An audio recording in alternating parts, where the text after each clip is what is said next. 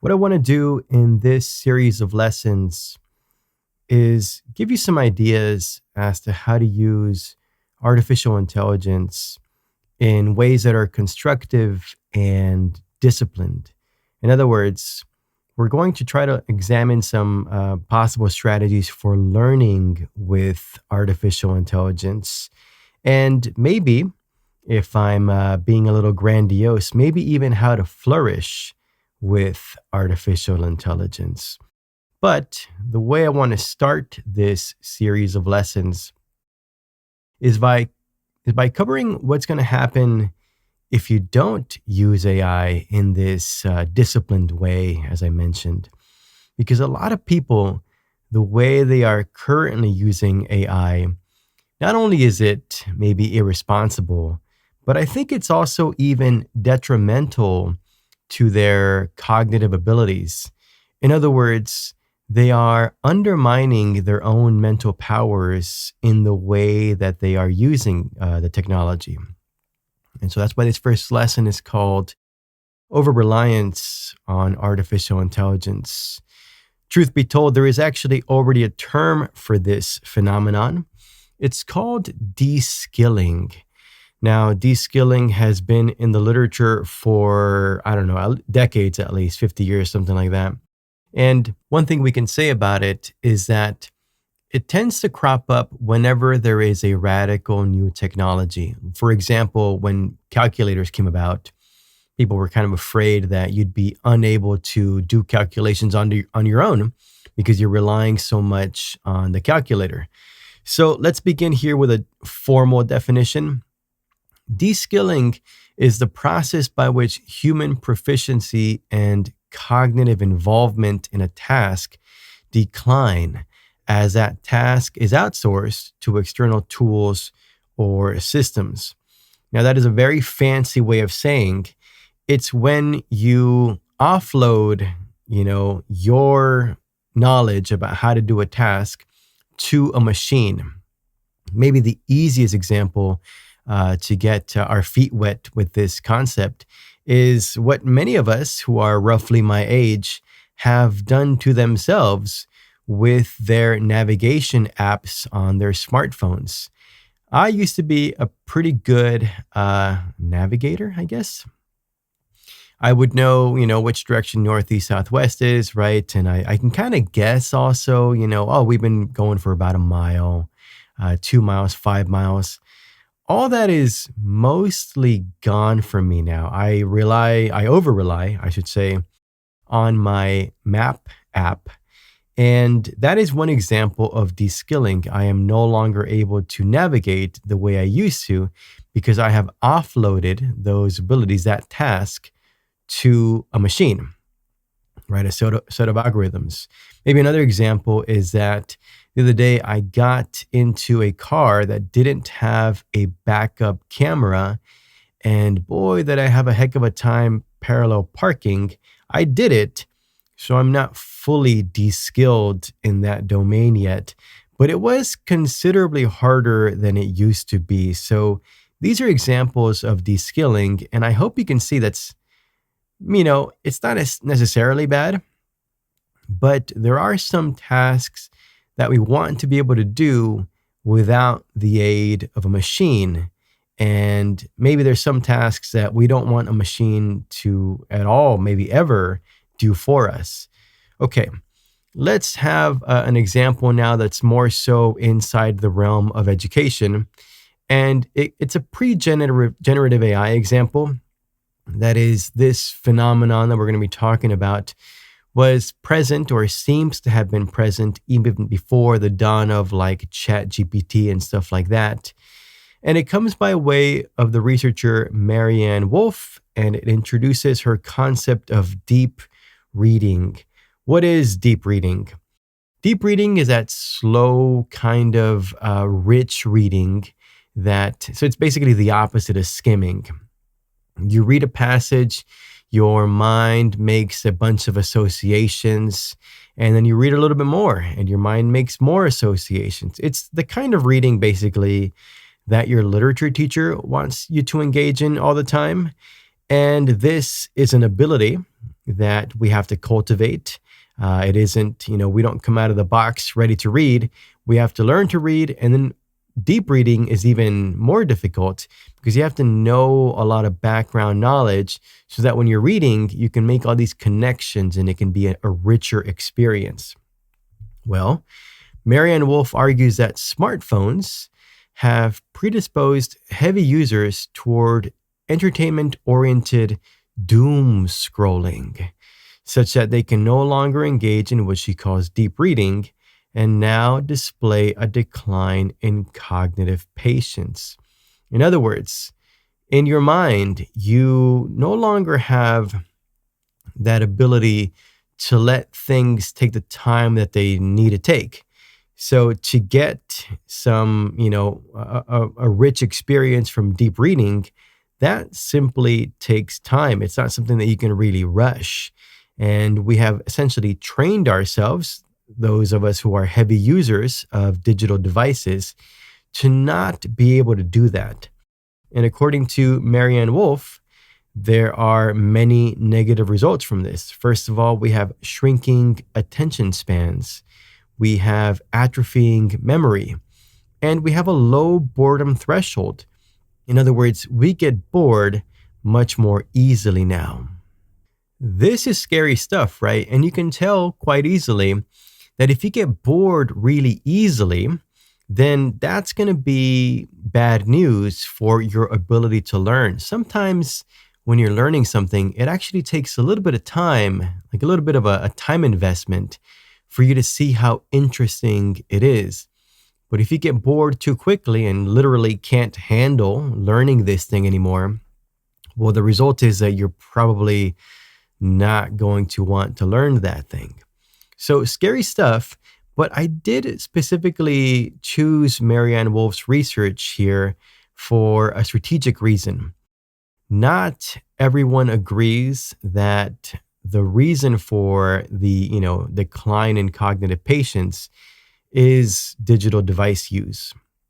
Some people say it might be other things. We see the decline in reading before smartphones were really prevalent. And so her research is actually a great case study for the thing that I want to talk about. We are talking about the age of generative AI now. That's the age that we live in. And I'm assuming that anyone watching this has already messed around with Claude or, Google's Gemini, or of course, ChatGPT. And you realize the immense power of these large language models. They can do many very high-level cognitive tasks, as I will demonstrate actually in many of these videos that I'll be making. And so what we're worried about, what the threat is with large language models, is that maybe we are outsourcing our thinking and even our creativity to large language models. So if we are, getting de-skilled in anything, maybe what generative AI is de-skilling us in are these very high-level cognitive tasks, right? So if you are a heavy user of this technology, if you use it for, everything from writing emails and text messages to doing homework assignments to, some people even use it to get advice and as a replacement friend. We'll talk about that. But if you're using it in these ways, then maybe you're not working out the sort of mental muscles that you need to do a lot of things that are, well, to be honest, things that make us human, right? Things like logical structuring, creativity, problem solving, metacognition, empathy, maybe. Some people are just letting the machine come up with their empathetic responses for them instead of they personally working to, figure out how to be empathetic to another person. Let's talk about just one of these right now. Metacognition. That's thinking about your own thoughts. That is a very valuable skill when you are, for example, writing an essay. You want to make it persuasive, right? And so you think about your conclusion And you have to think about why you find that conclusion so intuitive. That exercise just is metacognition. You're thinking about your own thoughts. What thoughts lend support to this other thought, which I'm calling the conclusion? All that really is metacognition. Now, if you offload this task to the machine so often that you can't, really flex that mental muscle anymore to think about your own thoughts, you might be in a lot more trouble than just not being able to write an essay, right? Thinking about your thoughts is absolutely essential for getting a lot of just daily, high cognitively demanding tasks done. So let me give you a little bit of food for thought here. We're going to look at a research paper from Croston and Bolici. Now, what they did, for the record, is they reviewed the existing literature on workplace applications of generative AI. In other words, this is not in classrooms. This isn't in the workplace.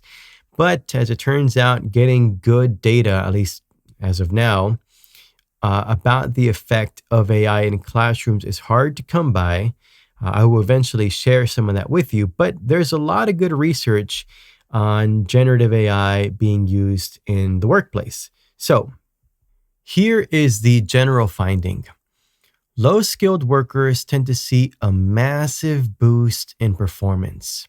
In other words, you give someone who's kind of a newbie in a particular field, you give that person an AI for a crutch, and they will do amazingly well. They sometimes do as well as professionals, right? Or high-skilled workers. What about these high-skilled workers? They sometimes saw little to no improvement, and sometimes they actually saw a decline in their quality of work. That's worrisome, right? So it's really good for low-skilled people and either not good at all or actually negative for high-skilled people. Now, those aren't the only options. I'll give you some more options, but let's talk about one study in particular first, and then I'll explain to you in more detail. So Croston and Bolici reviewed lots of studies. I chose this particular study because it's very illustrative of the phenomenon that's going on here. So, okay, in this study, professional programmers were compared to a group of 50 non-programmers using AI to complete a coding task. Actually, there's three buckets of people here. There's professional programmers not using artificial intelligence. That's one bucket. The second bucket is professional programmers, but they are allowed to use artificial intelligence. And then there's these non-programmers, right? So maybe they know a little bit about coding, but they're not professional programmers, but they're allowed to use AI. So we'll see what happens, right? Okay, let's go over the results then. The professionals were 30% faster with AI compared to professionals not using AI. In other words, if you compare just the pros, those professionals that used AI were a lot faster than those that didn't. That's probably not terribly surprising, right? Just, the AI does a lot of the work for you and you get to just kind of move along faster. Okay, awesome.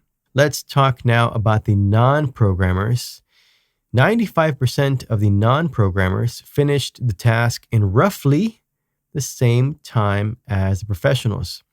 It's also, by the way, roughly the same quality, not always, but they basically got the job done at about the same time as the professionals, not using the AI, by the way. So that's actually very, ambiguous. What should we make of this finding? You might say to yourself, that's pretty awesome. You can basically not know how to code very well and perform about as well as someone who is a professional in that job. Okay, maybe that sounds good to you. Let me tell you why it's probably a bad thing that these individuals perform so well despite being low skill in that profession. This is called the leveling effect. That's when people with low skill using AI kind of perform at the same level as professionals. And this is actually, at least in many cases, de-skilling, right? These low skill users are merely performing at a high level, but without really being proficient in that domain, right? Like if you were to take away the AI from these non-professionals, well, then they wouldn't perform anywhere near as well, and certainly nowhere, not nearly as quickly either. And so this is a case of, sure, the output is the same, but the process, especially the mental process, is not at all the same. These individuals cannot code without artificial intelligence. And here's the really worrisome thing about this. If you're using generative artificial intelligence in this way, you are not creating a pathway for learning how to become proficient in that domain. In other words, if you're using generative AI like this to, come up with finish some coding task, you are essentially erasing the road to expertise. That is not how professional programmers got the ability to write code. They did it by, kind of slogging through a lot. They would read a lot of people's codes.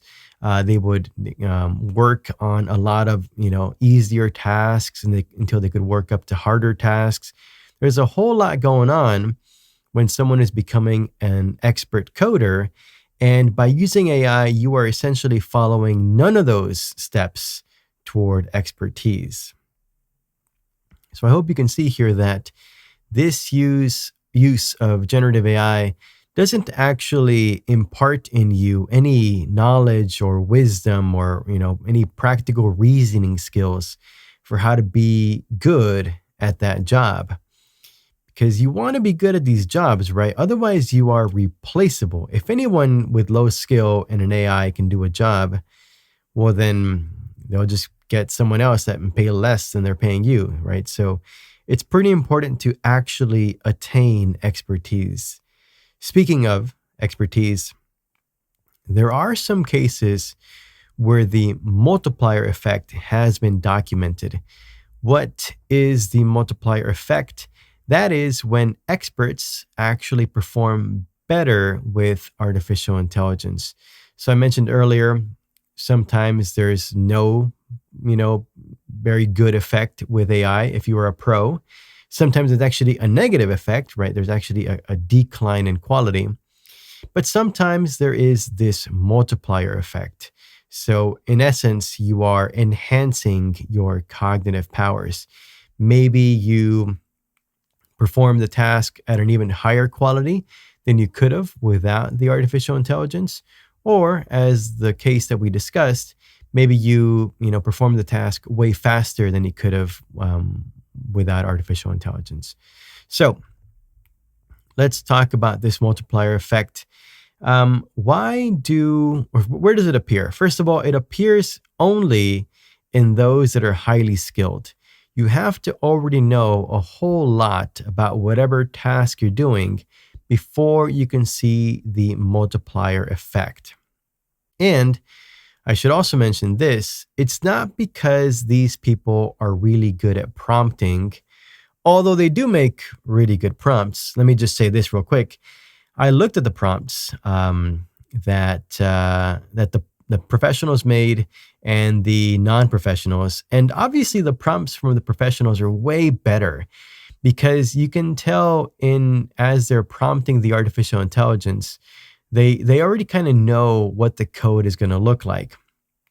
But the funny thing is, whether you're really good at prompting or not, the AI is getting so good that it kind of already knows what you want, and it'll actually give you, something very similar, whether or not you prompt it very well. In other words, what I'm saying is that the people that had really good prompts, the professionals, their output, what the AI gave back to them, wasn't like that much better than the non-professionals because the AI is so powerful.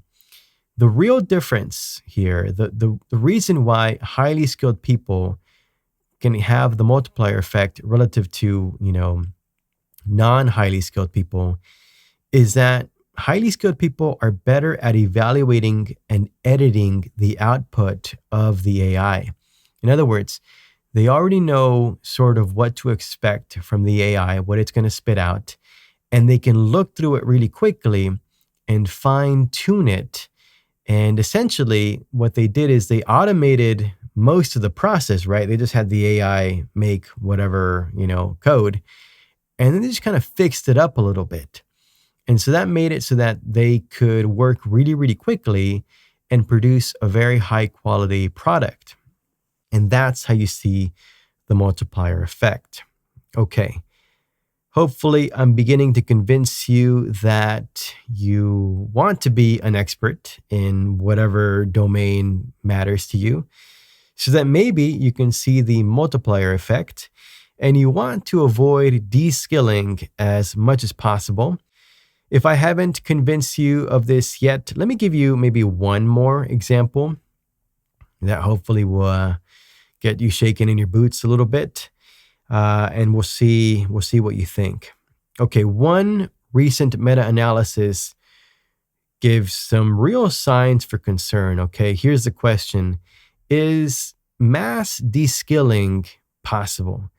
Like, in other words, is it possible that we're moving toward a future where a whole lot of people just literally forget how to do a task because the machine is doing all the tasks for them?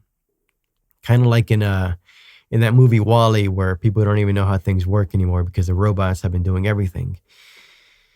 Well, this article does not say that we're heading toward the WALL-E future, but there are some signs for concern. Let me tell you the main finding. There's actually a lot of findings in here. I'm only going to mention one of them.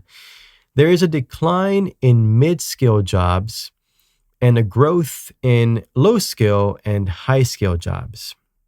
What does this mean? Well, if you are sort of in between a professional and the newbie, the mid-skill section of the job sector, there's not a lot of jobs for you. The jobs for you are declining.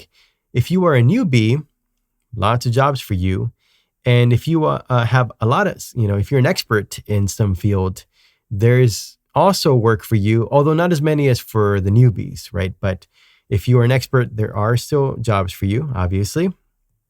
And this is not necessarily a good sign. You kind of want a lot of skills in the mid-skill section because, well, that should be where most of us are.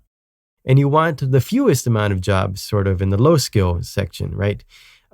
Because if you work in the, as a low skill worker, your pay is like that of a low skill worker. And the fact that there's less mid-skill jobs means that even if you are a mid-skill employee, what job are you going to get? Well, there's more low-skill jobs. So that's probably what you're going to have to work for. And that is, again, a low-skill wage, right? So essentially, we're going to get worse economic inequality. More people are going to work low-skill jobs for worse pay. By the way, interestingly, you do need high-skill employees still, because it is the high-skill employees that evaluate the work of the low-skill people using artificial intelligence. Because remember, the low-skill people using AI will perform about as well as someone with high skill, but you need someone with high skill to actually evaluate the work of the low-skill worker. That's kind of funny, but that is a skills gap, right? There's going to be a lot of people with low skills and a few people with high skills, and not a whole lot of people in between. And that, that's just kind of a bad sign, right? I put in here that this might make technological underemployment more prevalent. Underemployment, there's a lot of ways you can be underemployed. One of them is that you're basically overqualified for your job. And so, as I already mentioned, that's one thing that might happen in the near future as AI is used more and more in the private sector. Okay, well, what does this mean for us? How can we safeguard ourselves against the I don't know. I don't know if the mass de-skilling is going to happen, but how do we safeguard ourselves from de-skilling in general? Well, here's one thing you can do. I don't recommend it, but you can go all Nancy Reagan and just say no, right? Don't use the technology. I don't think that this will work. I'll give you two reasons. One of them is here on the slides, but here's the first reason why I don't think it'll work. Eventually, you're going to get tempted to use this technology. And that's because the human brain evolved to be, we can say, cognitively lazy, but maybe the more technical term here is energy efficient.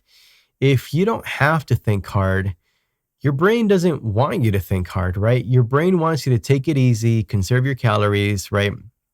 That's sort of the environment that we evolved in. And that's sort of the way our brain still functions. And so, for that reason, we will almost always choose convenience over effort, right? If something is convenient, yeah, we're gonna do that. That's way more appealing to us than doing the hard thing just for the sake of doing hard stuff. Some people do that, but for the most part, most of us will go with convenience over effort. And so when it comes to these powerful technologies, it's very likely that you're going to want to offload your cognitive labor to the machine. If and when you can, you're going to use the technology in this sort of sloppy, undisciplined way that probably, maybe, leads to de-skilling. That's one thing I wanted to say. A second thing that I wanted to say, though, is that there really is a better approach, right? It really is the case that it's possible to create the conditions under which you can see the multiplier effect, right? You can use AI as a cognitive amplifier. In this case, in this sort of situation, the AI doesn't replace your thinking. It literally enables and extends your thinking, right? So in the lessons that follow, I'm going to give you some ideas as to how to do this with artificial intelligence. And let me just tell you now that even though there's many ways to break up the stages of learning, I'm going to do this in 3 stages. And, roughly, I think we can have AI exercises that align with those 3 stages. And then, I'll just give you some other ideas that I have that are maybe don't fit into this model. But first of all, we're going to use artificial intelligence to establish foundational fluency, right? When you're learning new content, some new field, some new concept, some new whatever, right? The first step is just to learn the who, the what, the where, the basic foundational terms, right? And you can use AI for this in many ways, right? But more than anything, you can make sure that you keep your motivation high by using AI as a diagnostic. When am I ready to go to the next level? If you go to the next level too quickly, you're going to get frustrated and you're not going to want to study anymore. You're not going to want to learn anymore. But with AI, you can check yourself very efficiently. You can make sure that you've mastered everything that's relevant before moving forward, right? So that is a very important tool in this stage. Stage 2 is application. I really like, there's something called Bloom's taxonomy that's sort of like a hierarchy of when you're learning new things. And application is sort of right in the middle. And I think this is a very useful way to solidify knowledge of new material. And so I think we can use AI for substantive application exercises. So I'll show you how to do that. And then there's sort of the mastery level. So I call this stage active engagement. And the way that I describe this is that you're making learning content more tactile. In other words, you can literally sort of play with it. And these are things like evaluation, analysis, even creation. You can even sort of create new concepts. If you really understand something, you can make something with it. And so that's sort of the idea here behind stage 3.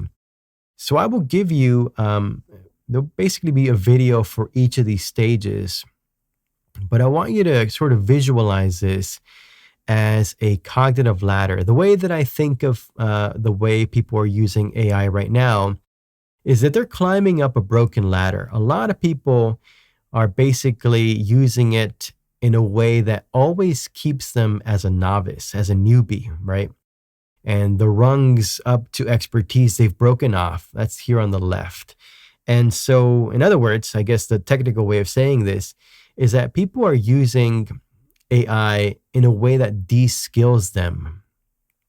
But obviously, I think, hopefully at least, I've inspired you to want to become an expert in, whatever domain matters to you.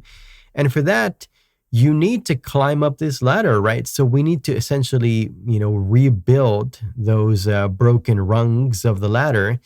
And as I mentioned, I think there's roughly 3 stages up that ascent. And I will go over those stages, but they are very basically foundational fluency, application, and active engagement, or what I sometimes call mastery. So we will go over all those, starting with foundational fluency in the next video.